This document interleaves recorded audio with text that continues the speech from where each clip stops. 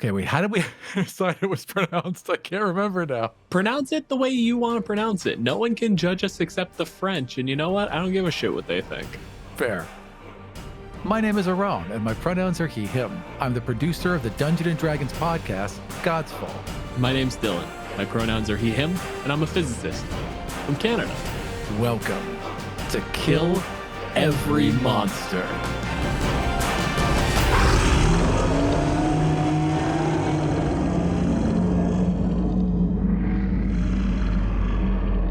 On this episode of Kill Every Monster, we're featuring the Tarrasque. The Monster Manual describes the Tarrasque as a 50 feet tall, 70 feet long behemoth, weighing hundreds of tons. It carries itself like a bird of prey, leaning forward and using its powerful lashing tail for balance. Its carnivorous maw yawns wide enough to swallow all but the largest creatures, and so great is its hunger that it can devour the population of whole towns.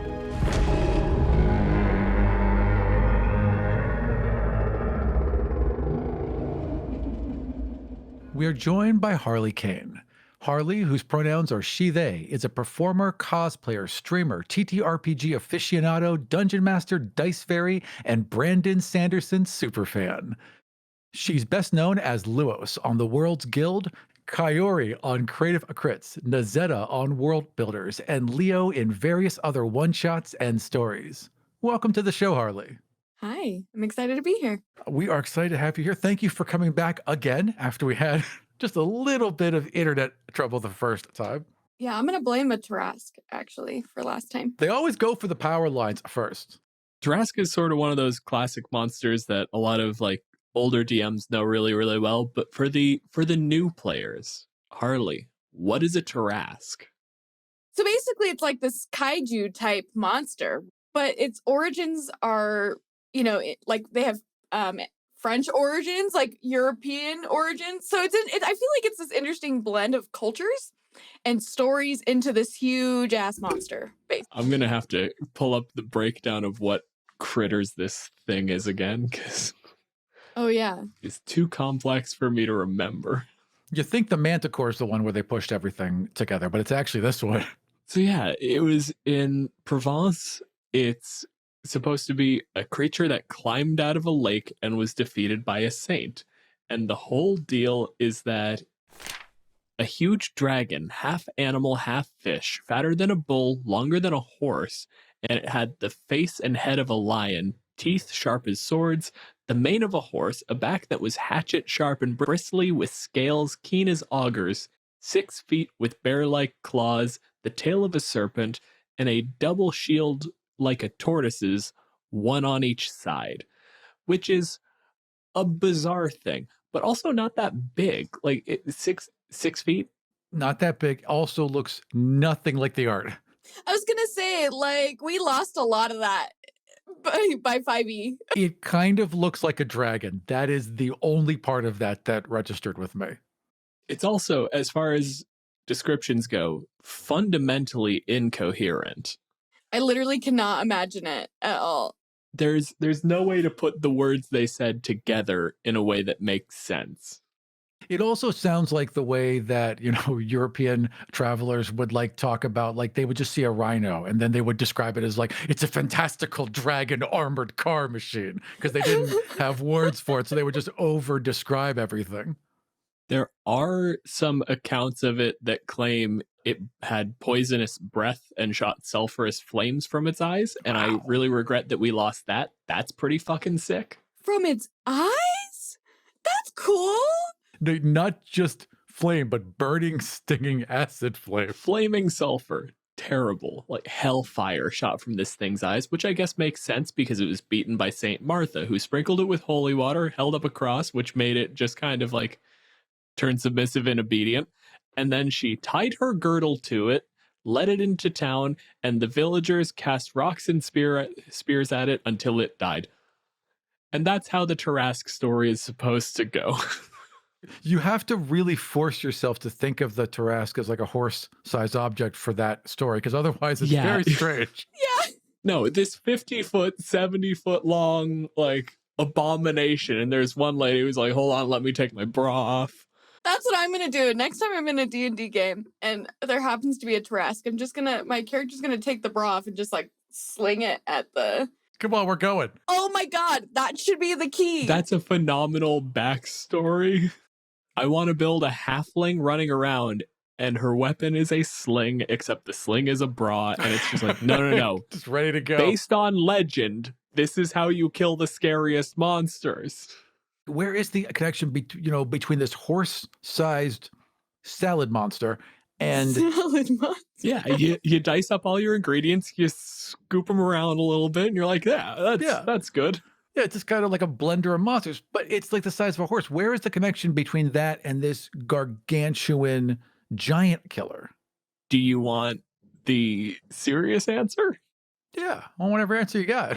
I mean, Gygax was not obnoxiously so, but a fairly devout Christian. This is a thing that was taken on by a saint. He's probably heard the stories, and when he's pulling from old mythology to put into his game, it's also a creature that gets used a lot in actual French heraldry. So it sort of like gets blown out of proportion how intimidating this creature is, But when did it become this big? Oh, that's per edition, and it gotta add like 5-10 feet. I mean, what other character or what other monster is like a kaiju though? I mean, like it really does like satisfy that. So I wonder if it was just like somebody like, oh my god, I'm being really creative. Let's take this and mix it all together. More salad. Boom, you got a 50-foot monster. I do like the idea of a monster that when it appears threatens kingdoms. I really like that quite a lot. There isn't anything else in the book that said, dragons can threaten a kingdom, but dragons usually have wants and needs and you can barter with them. You can't barter with this thing. It says it's a force of nature as much as it is a monster. In the Middle Ages, they were surrounded by small animals. So what they thought was a big animal was like, you get the two descriptions side by side where you're like, oh yeah, it was unimaginably big. A terrible dragon of unbelievable length and great bulk. It was fucking 6 feet or so. Right. So if they saw a moose, it would be just that would be the worst largest day thing of their ever. life. But their description of it is that this thing was a crossbreed between the biblical Leviathan and some sort of magic Galatian bull. The mythology implies that it should be huge. And when you're reading it with kind of that modern eye, it's like, no, it should be enormous. And it might just be that if the biggest animal you ever have to contend with is wolves, like size of a horse is pretty fucking big. Yeah, no, it's true. Okay. Now we're sitting here with tanks and we're like, hold on, turn that up. I don't like that yet. Bigger. We've seen a bunch of whales. Yeah. Yeah. Okay. It does change our idea. Yeah. Impress me. See, what I think the best part is that the town, I think it's called Tarrasque in France, their crest is a Tarrasque eating people. Like their town crest. That is so metal. I want one. I mean, that's just smart. Normally you use a crest as like a symbolic representation of yourself. This has two creatures on it and you're pointing to it going like, no, that one's me. See the thing in the mouth? No, not with the mouth. In the mouth. That's us. That's us. Every town should have to redo their flag as their local creature, whatever, a cryptid exists in their local thing, killing their townsfolk. Consuming. Like every flag should just be that. There should be a Mothman flag taking people out. Everyone should have one. I'm here for it. A chupacabra, a flag, just these angry eyes and just blood everywhere. Oh my god, that's so cool though. Half of southwestern Ontario is just angry Canadian geese and people fleeing.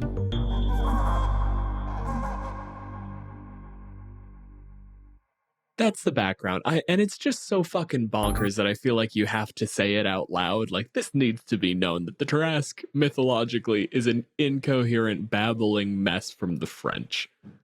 The actual monster, also completely fucking incoherent, but in completely different ways.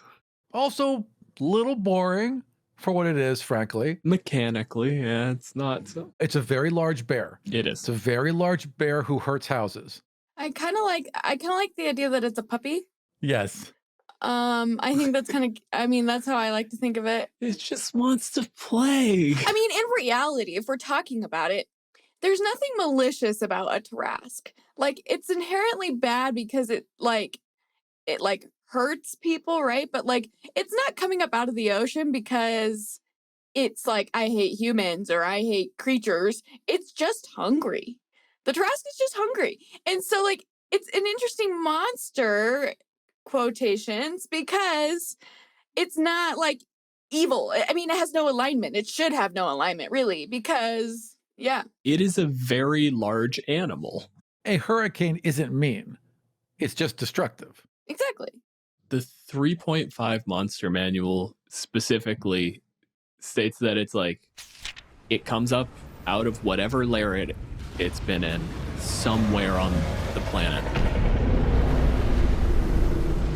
It eats a bunch of shit and then it goes to sleep for several months.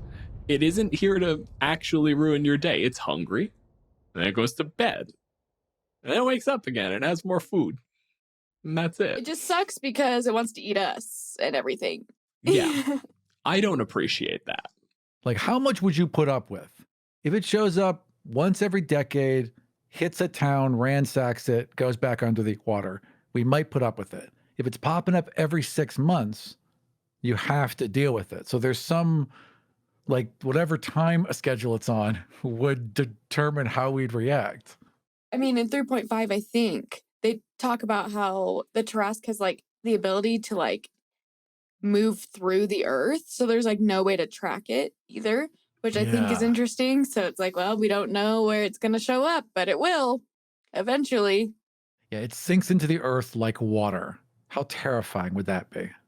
Location of the lair is a mystery, and the beast remains dormant much of the time. Its torporous slumber usually lasts 6d4 months, which is between 6 and 24, so it's 2 years max. Leaves its lair for a brief hunting foray lasting 1d3 days, and once every decade or so, the monster is particularly active, staying awake for 1d2 weeks. After that, it sleeps for 4d6 years unless disturbed. That's an active creature. Based on this description, it is actually hugely threatening to the world. Yeah, all the time almost. Especially because, like, it's not like Godzilla where it lives in the ocean, where most of that hunting might be whales and sea life and other things. It lives in the land as if it's the ocean. It's a giant land shark that can appear from anywhere and leave no trace. They also, like, very pointedly will not tell you what this thing's fucking deal is. Many legends surround the Tarrasque's origin and purpose. Some hold it to be an abomination unleashed by ancient and forgotten gods to punish all of nature, while others tell of a conspiracy between evil wizards or merciless elemental powers. These tales are mere speculation, however, and the creature's true nature will probably remain a mystery. The Tarrasque isn't in the habit of explaining itself, and it rarely leaves living witnesses in its wake.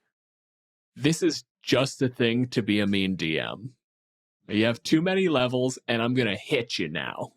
I mean, really, though, I think honestly, one of the problems I think with the Tarrasque is that it is just, it's unbeatable almost. Like, it's, yeah, it has no reason. It just sucks.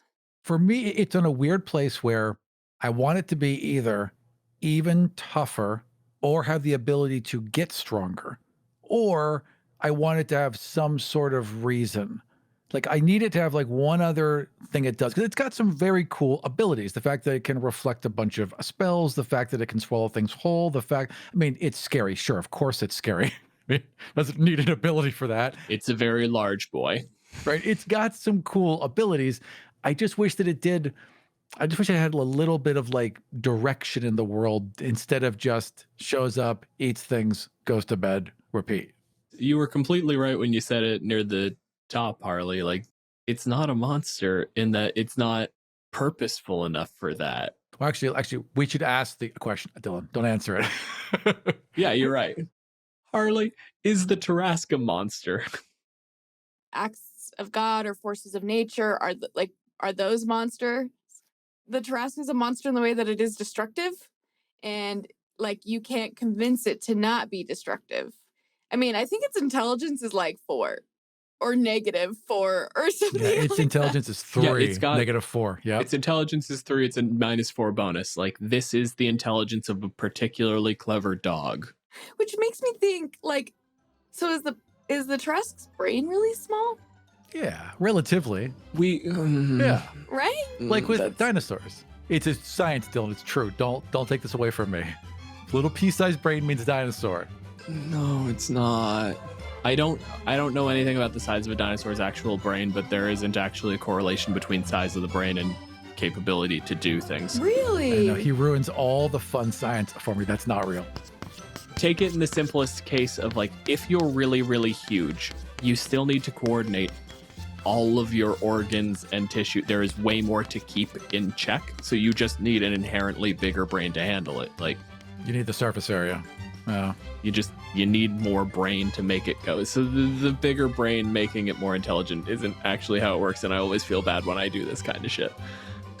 No, I just had no idea. I thought, He should also feel bad. It's okay. yeah, I'm really upset.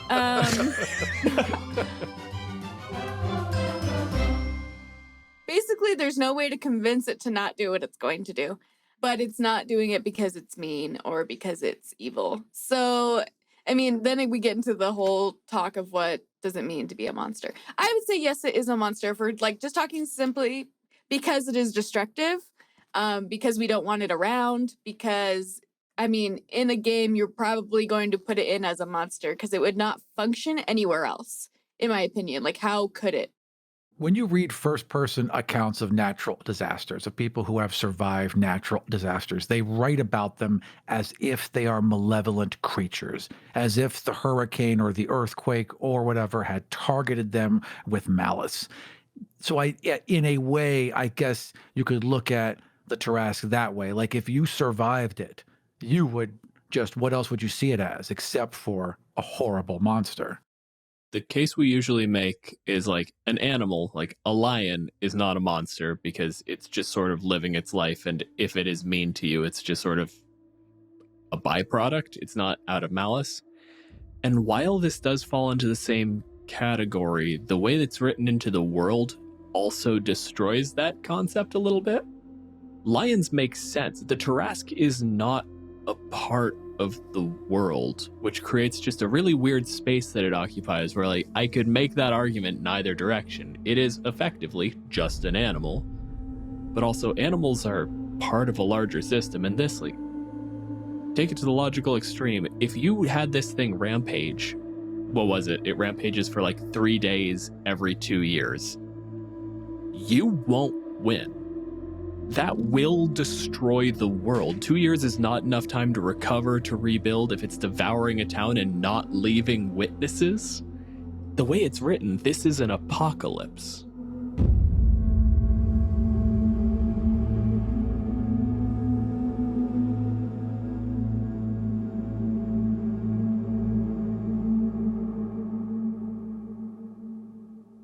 So we've got this entirely incoherent mess.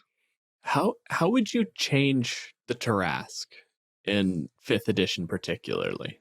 I don't feel like the Tarrasque is a popular monster. You don't see people putting Tarrasques in their game. No, it's very much a golden calf. It's been around since 1st edition, and you can't not put it in. They'll pay $60 for that mini and just put it on the shelf. Same though. Yeah, it's fair. I personally believe that D&D, Dungeons and Dragons, is a story about heroes. It's a heroic story. Playing in a world where you can do anything, where magic exists, where all sorts of fantastical things exist. So why would you put in a monster, even if you wanted to challenge your players, why would you put in something that you cannot defeat in a world where you can do anything and you are the hero?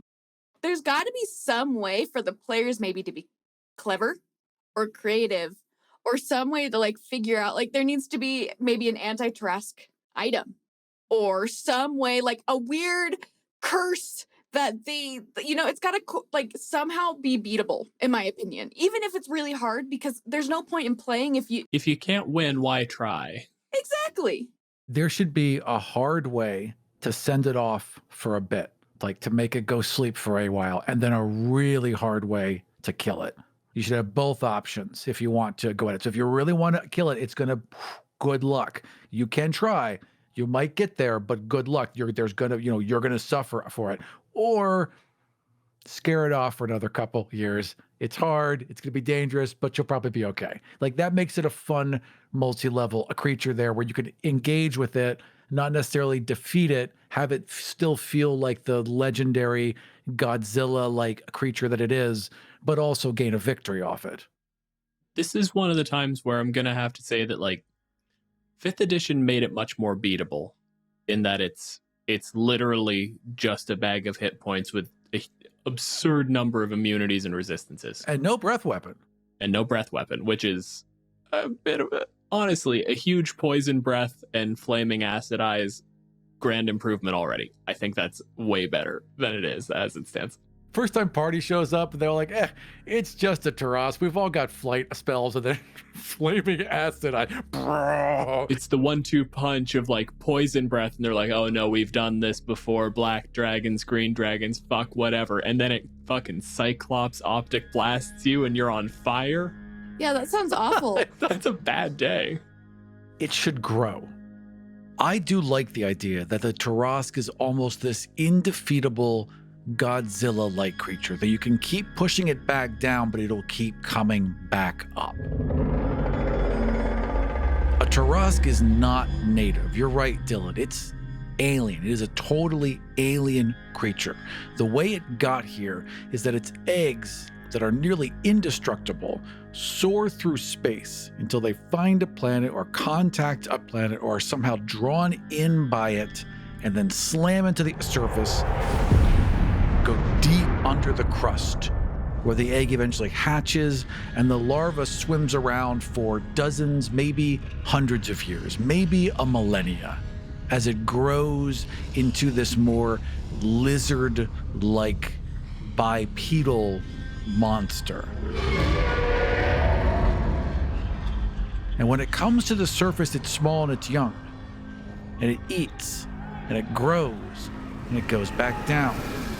And as it gets larger, its visits become more frequent and more destructive as it grows and grows and consumes more and more until finally it is so massive that it's consuming whole cities every time it comes up. And then it goes away, and it stays away, and everyone thinks they're safe, except it's laying its eggs.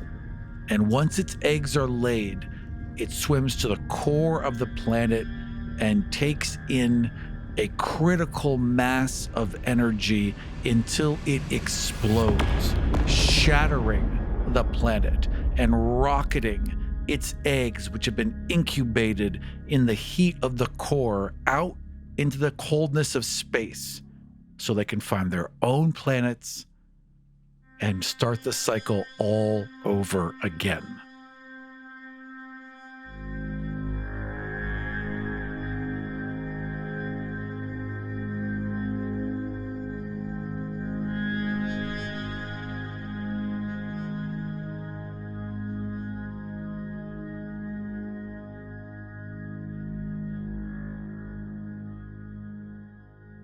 It also creates a lot more of a narrative around them, which is sort of my perpetual objection, is the Tarask feels like the post game as written. From level 1, you were dealing with some little undead, and then you fought some necromancers, and then there was a revenant, and we did a little side thing where you went off and fought some genies for a while, and then we came back to the undead theme, and the paladin got real happy again, and then eventually we got to the end, and you fought a lich, and it was all building, and there was clearly like this overarching thing that was going on, and now that all that's done, I don't know, Godzilla comes. Right. You're so powerful, you just checked off enough boxes that now you get to fight this creature. There's Yeah. there's no buildup, there's nothing, there's no interaction, there's just a fight. If you create that narrative of like, no, the meteor hit, everyone knows about when this happened. And since then, every once in a while, towns just vanished. That would be cool. Plus, you can do some good Eldritch horror shit because initially the Tarask regenerated. Like, not even a little bit, If anything is left, if a toenail is left, it'll come back. It's like Wolverine. Because I've got the 3.5 edition in front of me, no form of attack deals lethal damage to the Tarask. The Tarask regenerates even if it fails a saving throw against a disintegrate spell or a death effect. If it fails a save against such a spell or an effect that would kill it instantly, the spell or effect instead deals non-lethal damage equal to the creature's normal hit points plus 10. So it just, if you kill it, You didn't. no, you don't. Yes, exactly. They just wrote it that way. It's like, if you win, you lost. And if you killed it, it's alive. The Tarask can be slain only by raising its non-lethal damage total to its full normal hit points plus 10 and using a wish or miracle spell to keep it dead. That's the rules of it. And that's absolutely fucking insane. But it also means you can do some really good Eldritch Horror, because if this is a thing that is sleeping for years and you can mine Tarask flesh, and you have a society down there that is eating the meat of something that is growing back constantly, Ooh. you've got an entire new breed of monsters that you can start seeding, these giant hulking creatures that are starting to grow. It's horrible. Okay, but imagine Tarask armor. That'd be sick. Its carapace reflects spells. What if you used a Tarask, a flesh, to raise undead? How powerful would they be? I mean, you could do a lot of horrific things with that. I will point out that you could, like, obviously you can write whatever you want, but strictly speaking, like, it doesn't die. You can't make undead with Tarask. It's not undead because it never died. Like, if you dig all the way into its meat and you chip out bone and you try to animate a Tarask skeleton, you can't, because that bone's gonna grow meat. So horrifying. That's so gross. Yeah. It's fucking terrible, but that regeneration is sort of what makes it apocalyptic, and that whole thing of, like, you can't kill it. Even if you do kill it, you have to kill it and then hope that it doesn't come back so hard that magic makes it stay dead. Side note, totally forgot that there was both a wish and a miracle spell in 3.5. Because if it's a god, it's a miracle, and if it's... And if it's sciencey, magey stuff, it's a wish. That makes no fucking sense at all. If you just say it to the universe, it's a wish. If you ask Sky Daddy, it's a miracle. There you go. Those are the rules. These are important. Either way, somebody hears it. Either way, bullshit's happening. One way or the We other. got into this a little bit with the golem, but, like, the arcane divine divide in D&D doesn't actually make any sense, and that's a whole weird thing. You want my opinion of how you fix the Tarask, you take it completely out of the monster manual and you make it its own adventure. That is a module full of disgusting horror things and a being from beyond space and time, and the idea that, like, if you don't kill this thing, the world will literally end forever. And also, you can't kill it. See, but I love that. And that's interesting, though, because then you can also play with the idea of, like, cultists or people who, like, want the Tarask to come, who worship the Tarask. Like, you could make it, you could make this quite interesting. But I feel like because it's a little bland, that it's not. No, you need to add in the poison breath and the sulfur eyes and the weird, like, cult of dwarves that dug too deep and found a store of meat and were, for some reason, just like, Let's put it in my mouth. actually, this is actually convenient. I hate farming. Or there's this world-ending death cult who, when they unveil the Tarask, it's a big scaly puppy. And it's like, hey, it's like rolled around. Oh my God, that would be the greatest thing. I would be a part of that world-ending cult. How great would that be? Who's a good world ender? Who's a good boy? One of my favorite things to do in fiction is when you have demons or devils, they don't want the world to end. The world is their farm. Souls will stop happening if the world ends. The world ending is bad. So suddenly, when you're like, oh no, the Tarask is on the material plane now, it's coming up, there's a cult getting it together, and every once in a while you're running into, like, two NPCs trying to give a quest. They clearly hate each other, and sometime around, like, level 10 or 11, it's revealed that one is a devil, one is an angel, and we have to be here because I have to keep him in check and he has to keep me in check, and it's a whole legal thing. Like, neither of us is actually allowed to be here unless the other one is here, and we hate each other, but we both agree that the Tarask is a bad thing. Good omens. Almost the only monster in D&D I can imagine that will bring in every single faction. The Mind Flayers are here being like, no, we should stop that. We'll help. This could be a surprise endgame thing. You've raised all these different factions, you've had your players go against them, and then all of a sudden, there's this extra threat. And maybe one of you guys did it. Maybe a player cast Meteor a strike, and the meteor they grabbed just happened to be one of these eggs. And that's how it got here in the first place. There's lots of ways you could introduce this as a complete surprise and just upend those later stages of your campaign. Imagine, so, the Trask needs to eat, feed on like a little town every once in a while, right? So instead of like trying to make the world end, there's like, you could say it's a group, you could say it's a cult, whatever it is.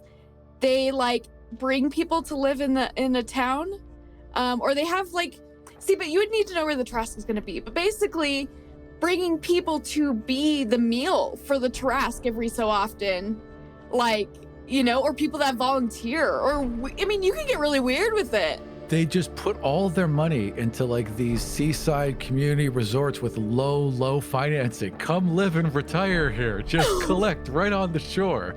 Aram, you're going at this the wrong angle. Because you need people who are going to build a town. You walk in and it's desert. It's scorched earth, basically. There's nothing left here. There's no sign that there was ever a town here before, and you need to build up. You want to get a faction that's doing a Manifest Destiny directly onto a dinner plate? Yeah. Oh my God. Like, no, it's okay. There's so much free land. Build a life for yourself. Build a life for your family. Take them all with you. It'll be great. I promise. Look, good soil under this scorched Just thing. ignore the bones. Bone meal's good for your soil. Nothing happened here. Wink, wink.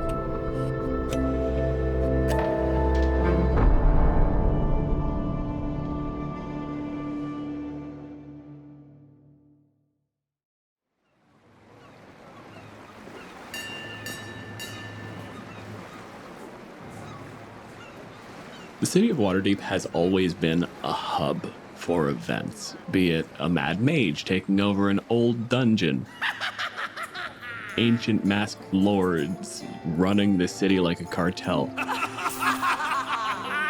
That one time a beholder became a mobster. The city is busy.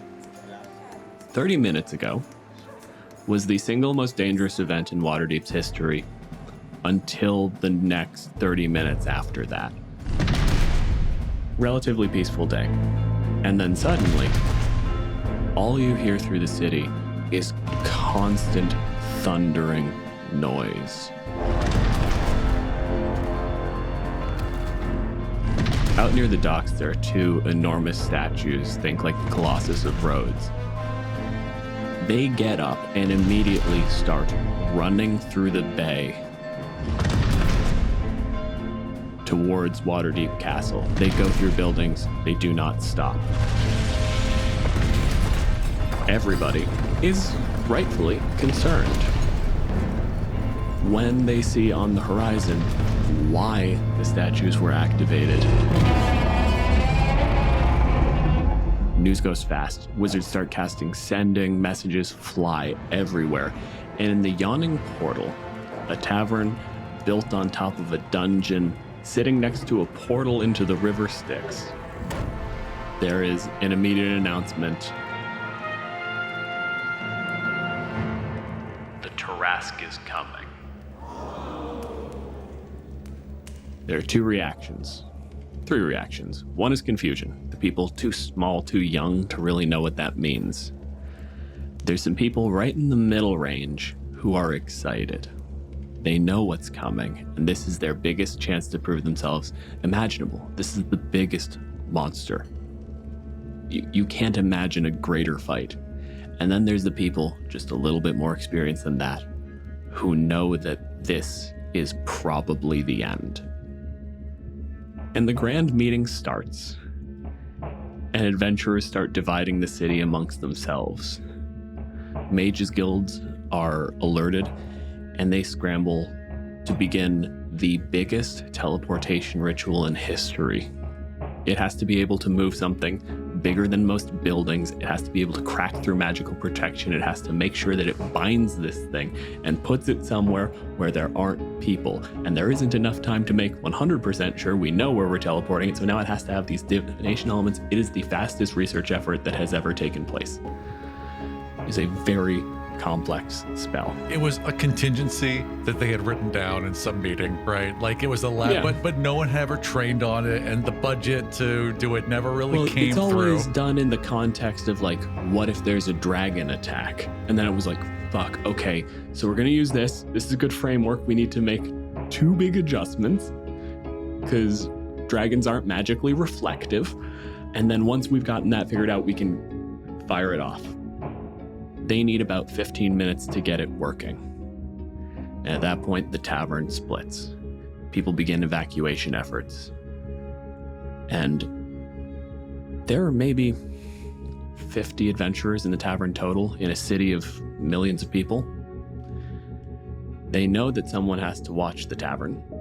If this place is crushed, the Tarrasque gets into the abyss, cracks through that portal. Gods only know if it's going to go through or if it's going to pull the river back out, flood all of Waterdeep with the waters of Styx. We don't know. And so 3 adventurers, just strong enough to maybe be able to push back, are left sitting outside the yawning portal with a simple task. Don't let it get in. So we're now all standing outside. I've got my 3rd martini. I refuse to give it up. I've just got it there, swirling it around. You paid for it. It's been about 14 minutes since the casting began. And you start to see on the horizon this huge lumbering shape come up. You have 1 minute that you need to keep this thing back. And then maybe the city survives. Yeah, I had like been like, I'm like, oh no, we're fine. We're just gonna protect the tavern as everyone else flies off, and I see it looming on the horizon. Oh fuck! Down the drink, toss the glass out. So let's hop back about 30 minutes. Harley, how you doing, bud? I'm doing great. I was just gonna, do you want to tell me about rising out of the bay and storming the most populous city in Faerun? So I imagine in my brain, just, based on, the kind of little lore that we do have in 5e about the Tarrasque, that they've been slumbering. But you know how sometimes you lay in bed, and maybe this is because I grew up in a place with earthquakes, but you know how sometimes you lay in bed and you feel like your bed shake a little? And you're like, what's that? And then you're like, it stops, and you go back to sleep. Over the past few months, been lying in bed feeling that random shake because it's the Tarrasque's stomach. They're starting to get hungry. Finally, the rumbling of their stomach is enough to wake them up. And they stretch in the ocean. And they somehow have ended up right outside of Waterdeep because they've been asleep this whole time. Probably floating in the depths of the ocean. Just waiting until they're hungry enough to wake up again, not even caring where they are. So they stretch, feel their rumbling stomach, and slowly crawl towards wherever they feel, just anywhere they feel Earth, eventually making their way towards the docks of Waterdeep. Imagine that standard scene, you're watching Jaws, any movie involving a shark, and the fin starts to just crest and move. It's that, but tremendous boat-sized spines jutting out of the water just outside the water gate. For a week before this, there was some young dwarven geologist who was like, no, these are rhythmic. These are regular. Something is coming. And they just ignored her and kept shoving her out. This 5-story tall behemoth, by the time it's halfway up the bay, its head has crested the water. By the time it starts getting up onto the docks, it is on step, crushing structures. It has to start getting a full block into the city before the buildings are large enough that it matters to slow this thing down.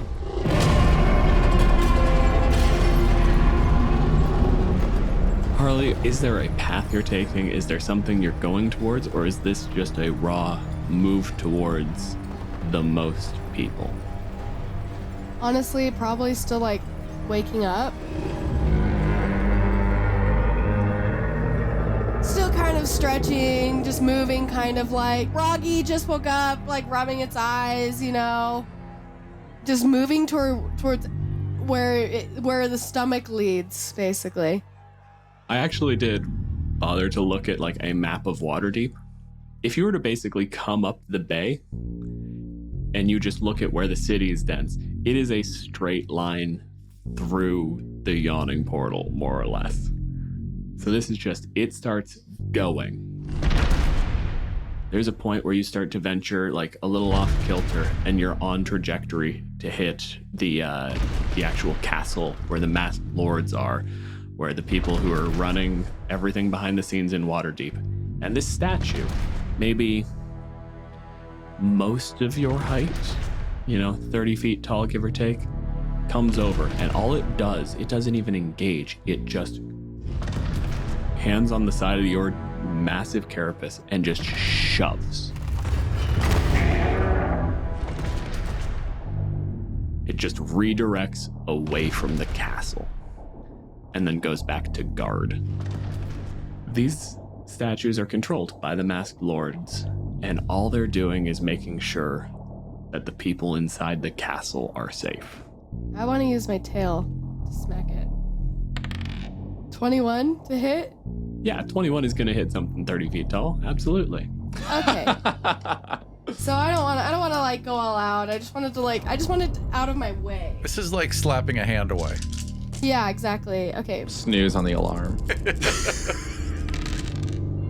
22. The Tarrasque is a siege monster.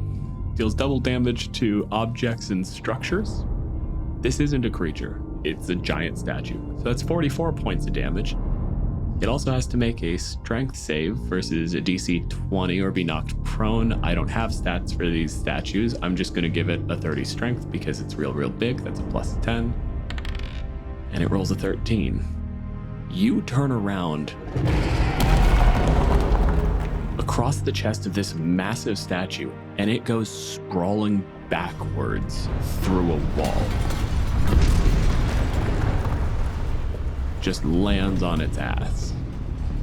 So when that happens, as long as you are not moving back towards that castle, if you're not like pursuing this, it just gets up and it seems to notice the gap and it starts just residing in the hole in the wall it created. I probably wouldn't want to spend much time going that way. So, unless I should probably pull up a map. The only thing in that direction right now is the castle and basically mountainside. And the other thing is hitting that thing, the way it feels, the way it smells, that's made of rocks. Rocks is not food. Yeah, okay, then I'm probably gonna go towards where I smell people. I will go this way, but it's because I decided. Yeah. Well, fuck. And out of that huge dust cloud, that thunderclap of something smashing through the wall, that's where we come back to our party. Martini in hand, watching as like down the widest streets, you see something looming up at least as tall as the buildings on either side.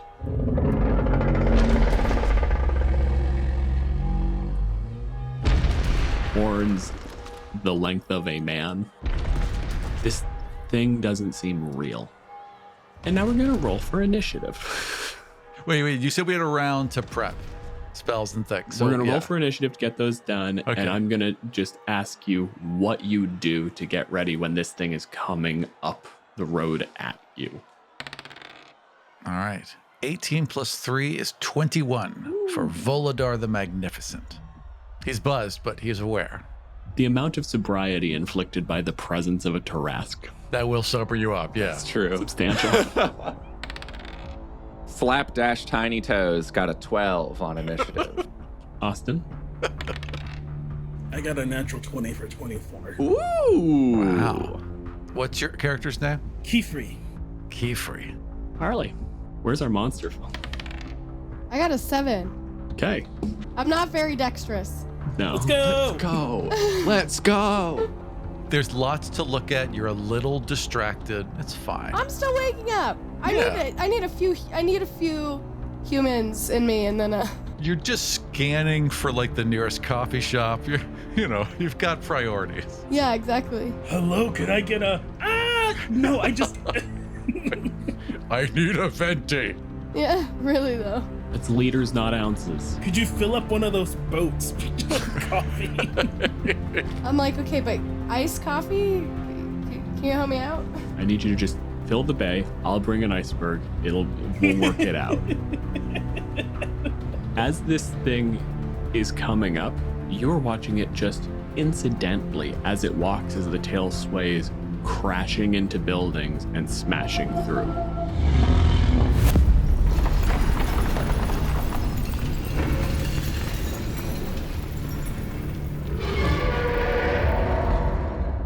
Its foot, when it lands, reaches most people's height.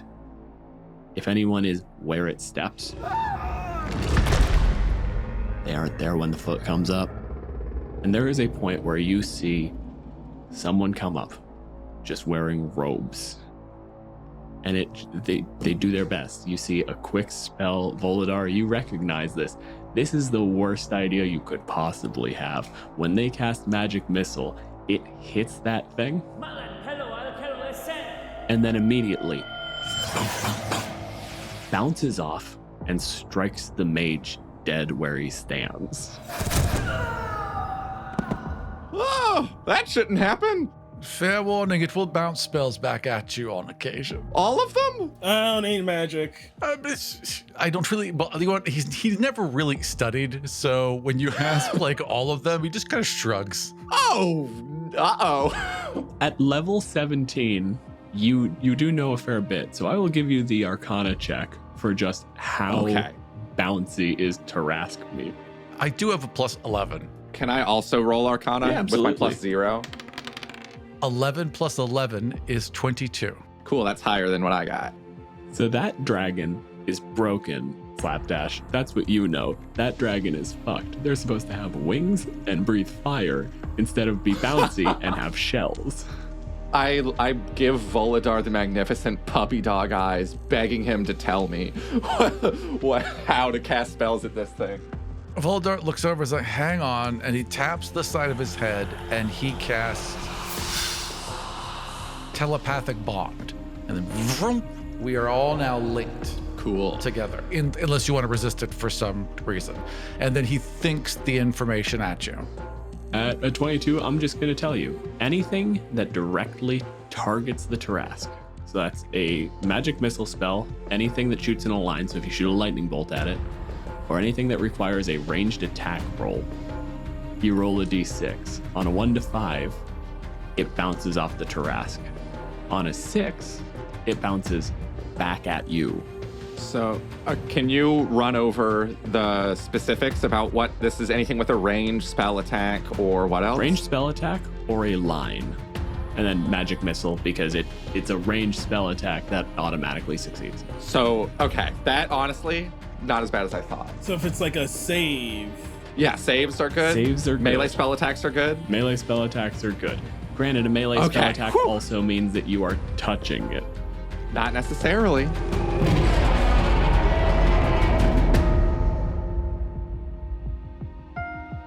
What we're gonna do is you had a little bit of time, like 10 or so minutes, before the Tarask actually got here to do some prep work. So we're just gonna go down initiative order.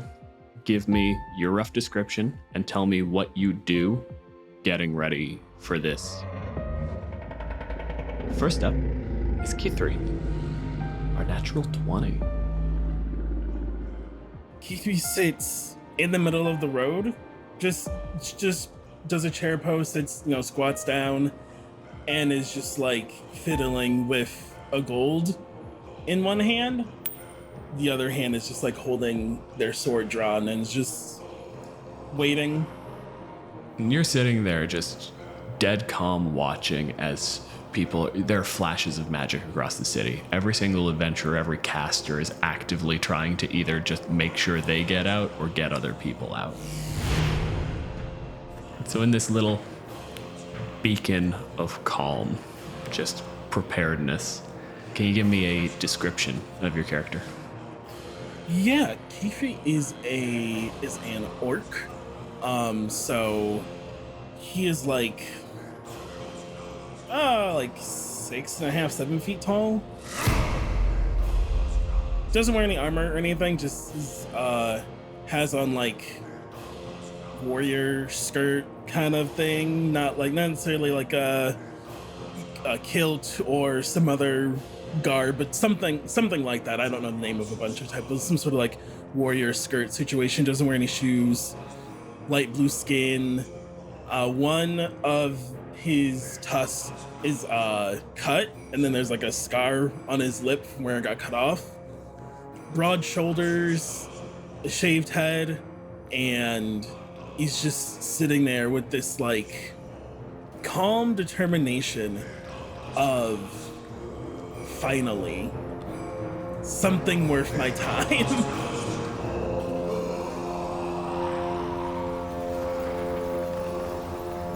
It was fine.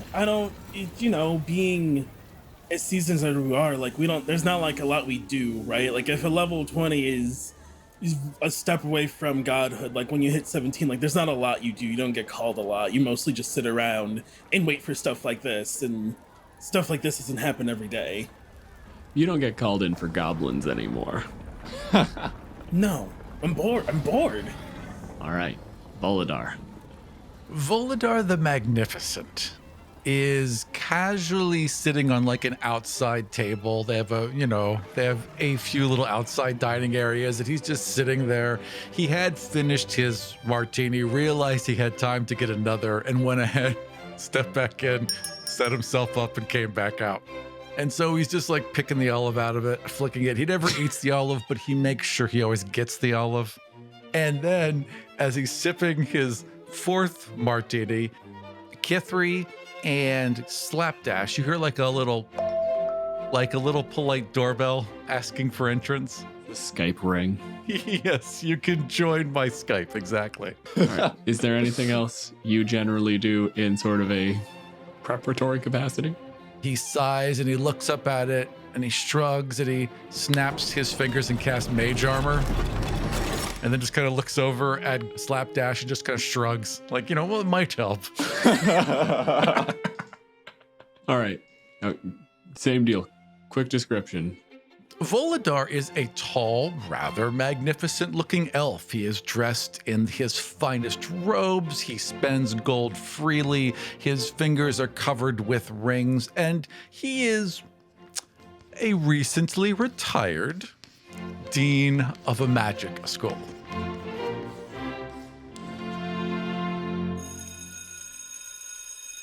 Now, when you say retired, I was allowed to retire. there you go. Some light embezzling, Just a touch of embezzling. These things happen. The huge. Mm-hmm. Slapdash.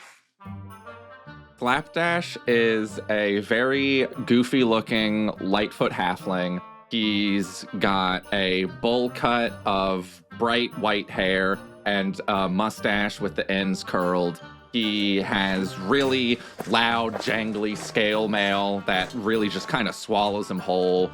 Back at the beginning of your description, when you were talking about sort of the second level of adventurers that don't quite know what they're getting themselves into, despite being level 17, I think he falls pretty firmly in that camp. Hearing the description of the fact that ranged spell attacks straight up don't work on a Tarrasque has really shaken him.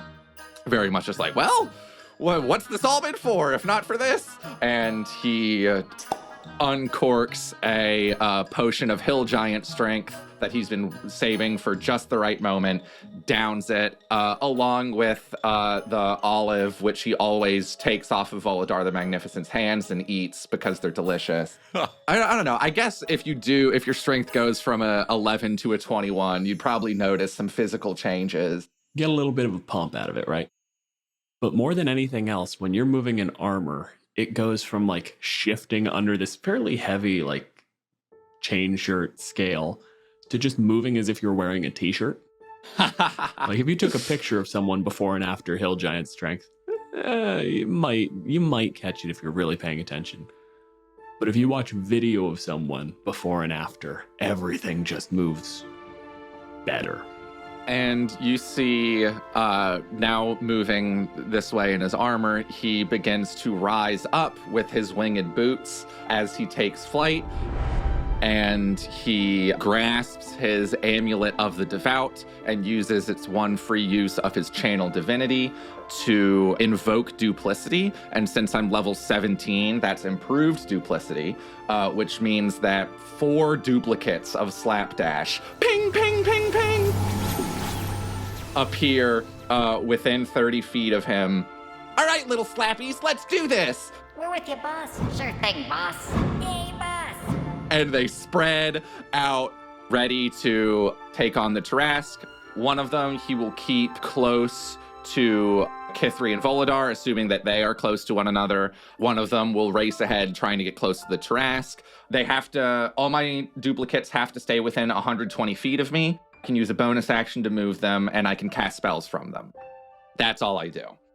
The last thing Volodar does, well, he does 2 more things. He's going to cast a fly because that just makes sense. But the last thing he does is cast Skywrite. And so above you, it says, "You are protected by Volodar the Magnificent. Fear not, good citizens." And then whatever, theater he's going to be at performing next week. So he just lays that all out above us. There's a half second where you have to think, where is that theater? ... Oh, right. The scene cuts and the Tarrasque basically walks through your, Oh, shit. and it becomes smoke and it's really spooky and whatever.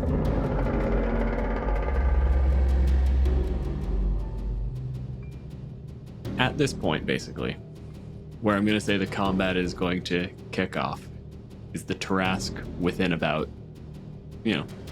45 feet, let's say. A little bit past just straight run-up range. And this is the point where it seems to have taken notice of big flashy magics happening around it. There is suddenly a tiny man just hovering in its face constantly. And then the orc squatting in the road. We're going to go to Kithri. 45 feet away? Actually, you're right. There's no point to start. We have a fighter. Why would I start it further away than you can reach? 30 feet away. That was a dick 30 move on my feet part. away. Well, Kithri's gone further out. We're I'm right up against this tavern, waiting to the last possible minute I have to be involved, right? Of course. Kithri's actually out there. Austin, how far out do you want it to be? Because you gave me the same reaction with 30 feet that you did with 45. Yeah, it can be however. Listen, I'll let you know that I can get there regardless, so you do what you're gonna do. Okay. Then we're going to say that it's about... We'll stick with the original. It's 45 out from Kithri, which puts it 100 feet away from Volodar because he has refused to leave the there is a little bit of you that's I could go in and make another martini if this slows down. Right, I'm considering it, yeah. Slapdash, where are you relative to the rest of the party, aside from up? If I had enough time to move my duplicates a couple rounds to move them out, I basically kind of want to be equidistant between Volodar the Magnificent and the Tarrasque.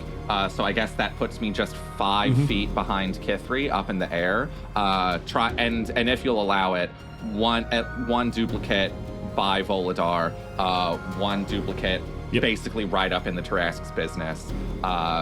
And then the other 2, I guess, are hanging out by me in case I need to send them somewhere else. Okay, perfect. Yeah, that's fair. Then, first turn of combat. Key3.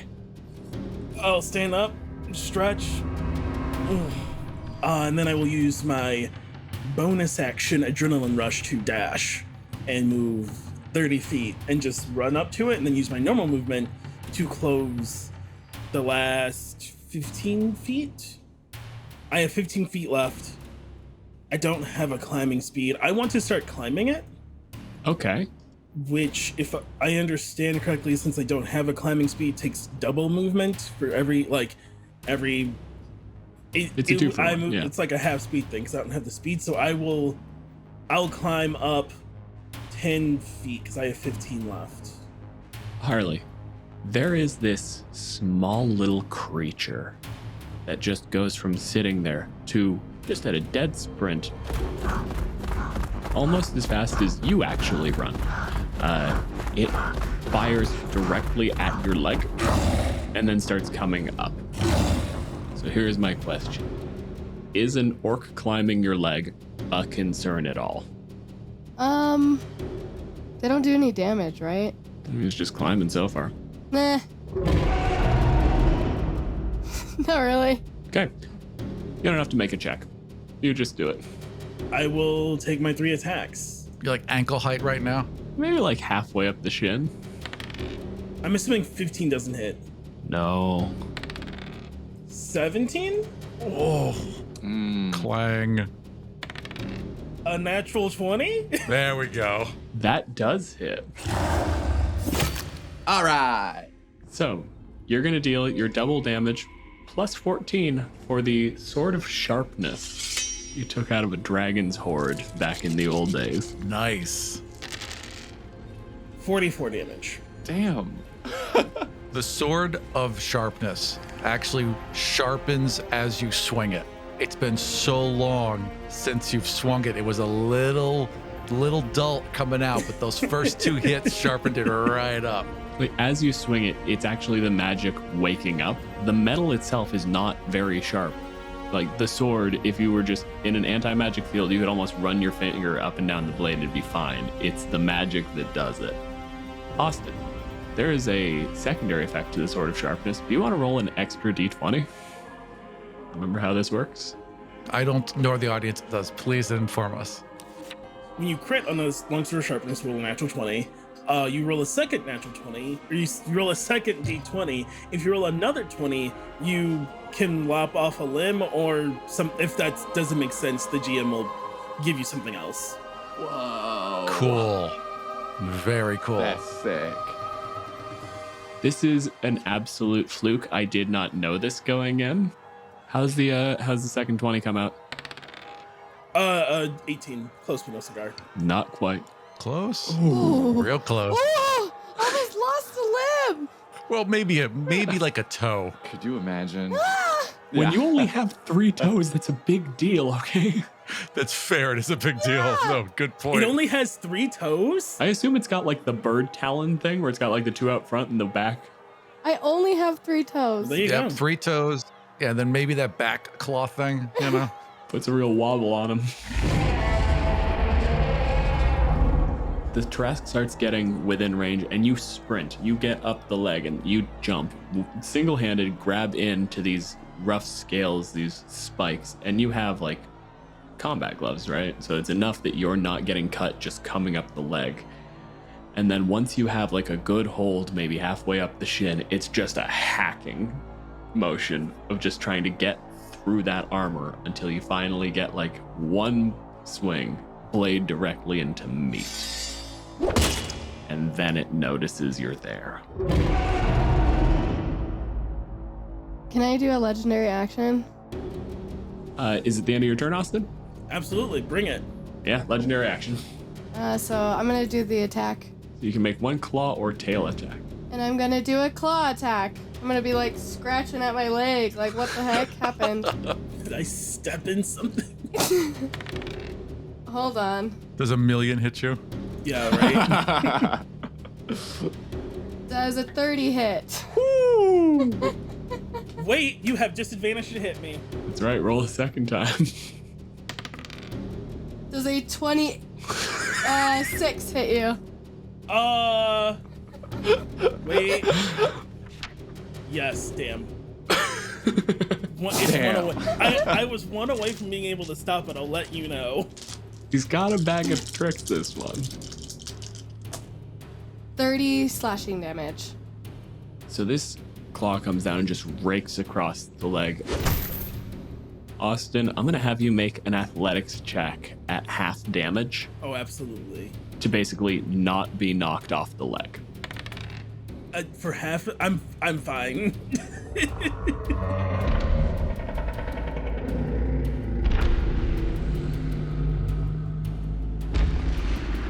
Volodar, 100 feet in front of you, there is an orc climbing the biggest creature you can imagine. Well, Volodar sighs, puts his fifth martini down, which is empty. His cloak billows, and he's wearing a cloak of billowing. So when I say it billows, there's no air. He creates it as he lifts off the ground. Just goes kind of like 30 feet up until he's a little bit more at eye level with this creature. Not quite, but You've reached the height where it's like a tall person talking to a short person instead of a tall person talking to a cat. Key 3, in your head, you hear, "Care to be a bit higher?" I look at you and I just say, do it. Lovely. Vortex warp. And I'm going to pop Key 3 from where he is to right on that thing's shoulder, Hold up. directly next to its neck. Because you did this before. I can teleport them 90 feet, which would be plenty high enough. And as long as they're on a surface that supports them, we're good to go. Okay. Yes, you can actually cast it this time. So Key 3 vanishes from where they are and reappear. Which shoulder would you like to be on? Left. Left facing me or left? Either way. Poof. There you are. Volodar the Magnificent, you're calling it stage left. Yes, stay 100%. left. Yes, of course. All right, so is that your anything on a bonus action? I can only cast one spell per round, correct? You can technically cast a cantrip now if you I can want. technically If cast you a cantrip? Could do it as if you can do it as a bonus action. So with his left hand, he starts to cast Vortex Warp, and with his right hand, cast Dancing Lights directly in the Tarrasque's face. Okay, hold on. How? It's a 120-foot range. Is it a bonus action to cast Dancing Lights? Oh, I see what you're saying. No, it's not. Okay, I can cast a bonus action spell. I'm sorry, you're correct. This is why I always check when you tell me you cast spells. With his bonus action, he billows the cloak. That's what he does with his bonus action, and then casts Vortex Warp. And he is done. That's right. There's a scattering of applause. I assume it comes from your bangle of applause. Like you've got the cloak of billowing, just a little bangle that every once in a while you give it a quick shake and it just generates applause. I have a bangle of applause. No one's actually clapping. It just casts whatever cantrip that is that like makes you do auditory things, so it just sounds like there's applause. That's the end of a turn. Harley, do you want to I don't want to do anything quite yet. then slapdash? I can use a bonus action to move all my duplicates. I want to make my duplicate that was by Volodar follows. Right behind you, boss. And then I want to be sure that my one that's in Tarrasque range is touching the Tarrasque now. Tag, you're in. Got him, boss. And then with my action, I would like to, from that duplicate, cast Bestow Curse on the Tarrasque. Okay, so tell me how that one works. Spiky will need to make a DC 21 Wisdom save Oh, 21. or be cursed. Trask does have magic resistance, so you have advantage on this saving throw. I rolled 2 dirty 20s. Oh, yes! Okay. But I would like to use my magical resistance. Like, I mean, my legendary, like, whatever it is, to succeed on a failed save. Can I do that? There's a moment where it looks like it should be taking effect. Key 3, from where you're standing, you see, like, there's usually any of these conjured things have that divine radiance to them. But that goes from this sort of holy glow into this almost ominous miasma, collects into the arm of the slapdash and surges into the basically forehead of the Tarrasque. And it looks like it starts to spread. And then it looks like the Tarrasque starts to notice that there's an illusory halfling on its head. And the brow furrows. And that miasma just collects and fires out of the thing's flesh.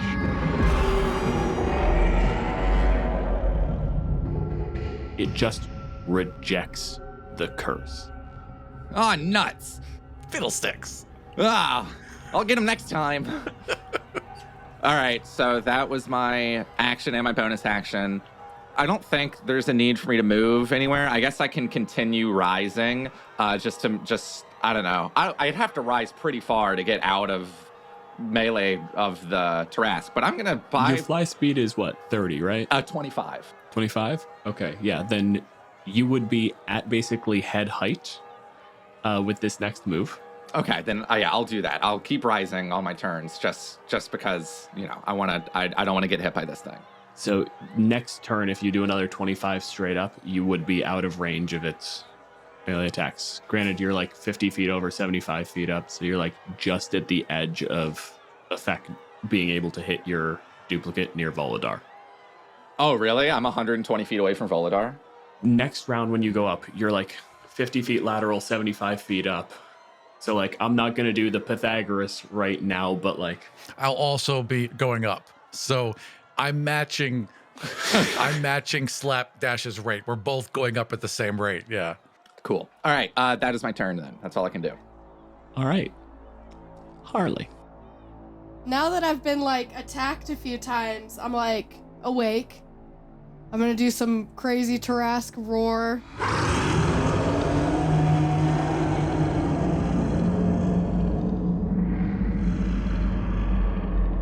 As part of your multi-attack, that roar can be the Frightful Presence ability if you want to activate it right now. You get to use that every turn. Yes, that's exactly what I want to do. So all y'all need to give me a Wisdom saving throw DC 17. It's one of my good ones. 13 plus 8 is 21. 13 plus 11 is 24. I've faced more hostile crowds. Who's closest to me? It's Keithri, who is definitely on your shoulder, and then about 50 feet in front of you, which I will point out is absolutely close enough for you. You've got 40 feet of move and a 10-foot reach. Is a flying snack. Do I notice Keithri on my shoulder? Do you? I didn't hit you on your shoulder, I hit you on your leg. No, and my passive perception is 10, so it's not very good. And I have canonically not said a damn thing. That's true. I also did miss and invoke duplicity. It does describe my illusion as, quote, perfect. Yeah. So it's meant to be, it is like, actually take that it as is you will. seeing another person. I think it's like, but if it gets bopped, it's gone. It has like no HP. Is there some sort of save to know whether it's a real thing or not? Or? It doesn't say. It strangely enough doesn't say. Yeah, what we're going to go with is it is visually perfect, but I don't think there's any wording in there that implies that it is actually meant to be an illusion. The other thing is it landed on your head and is an illusion. I don't think it has mass. So if we all think that's fair, That's fair as well, yeah. then I think you would know it's not real. Yeah, but have I noticed Keithri on my shoulder? Roll the perception. 12. Yeah, I'm going to say that's enough because you also have blind sight. Like, you don't have to be looking at it. Oh, You don't. yes, You can that's true. kind of. You can smell it. You can I can hear the sense. heartbeat. Not too far away from your head. Like, it's not that hard to actually tell that it's there. So I vortex warp Keithri like 50 feet up. He appears directly above this thing's shoulder, drops a few inches, has to balance it himself because it's constantly moving, pulls up his sword, and just as he's about to sink it deep into this thing's neck, the head turns and one giant eye swings to focus on him. And we'll find out what happens next episode. Thank you for joining us for part 1 of the Tarrasque. For more information about us, notes for each episode, and ways you can help support the show, head over to killeverymonster.com.